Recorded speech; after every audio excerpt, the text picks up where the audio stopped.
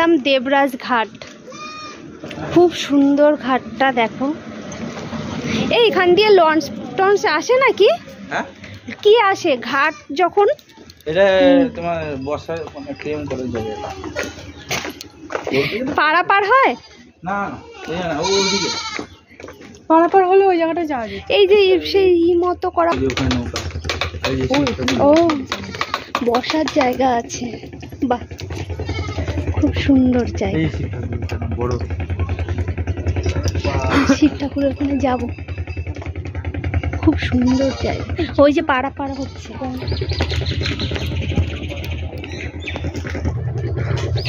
এটা হলো দেবরাজপুর ঘাট, কাটোয়ার দেবরাজপুর ঘাট। এটা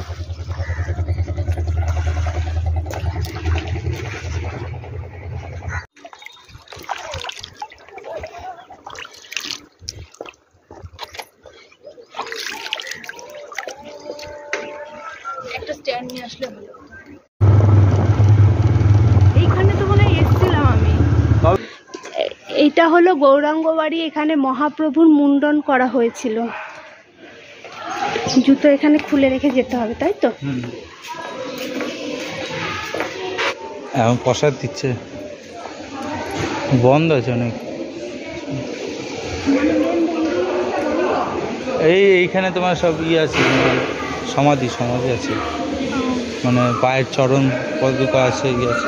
দেখা ভিডিওতে।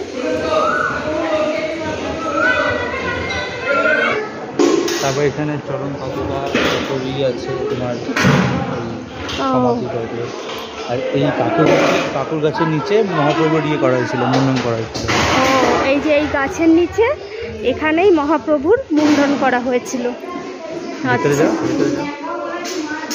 হরে কৃষ্ণ কৃষ্ণ কৃষ্ণ হরে হরে।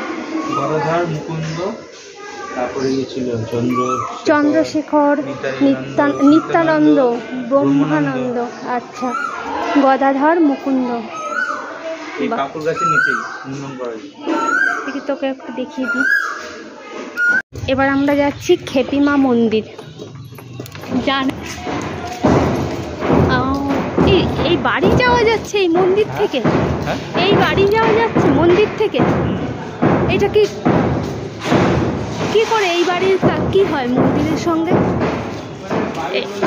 এটাও মন্দির? এটাও মন্দির? ঘর, ব্রাহ্মণ থাকার জন্য। ও, ওই জন্যই। কি মন্দির এটা? যুবমা। যুবমঠ। যুবমা। যুবমা, আচ্ছা।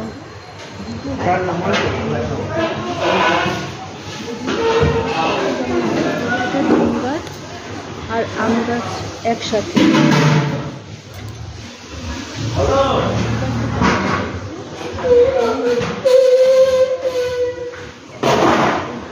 বেগুনগোলা পার্ক, এটা হচ্ছে 24তলা স্পট। আমাদের ভাগ্নে আমাদের বলেছে এইখানে নাকি আগে বেগুন চাষ হতো, তাই হয় না জন্য নাম হয়েছে বেগুনখোলা পার্ক। এই যে পরে বলছে এটা এমনি বলেছি, এটা এমনি নাম। গঙ্গার পাড়ে বসে স্প্রাইট খাচ্ছি, গরমকালে দারুণ লাগছে।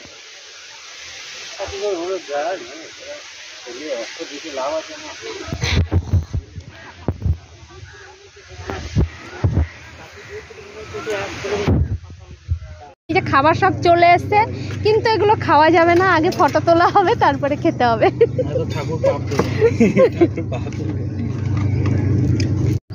ঘাস ছিল, তারপর বসার জায়গা ছিল, অনেক জায়গা।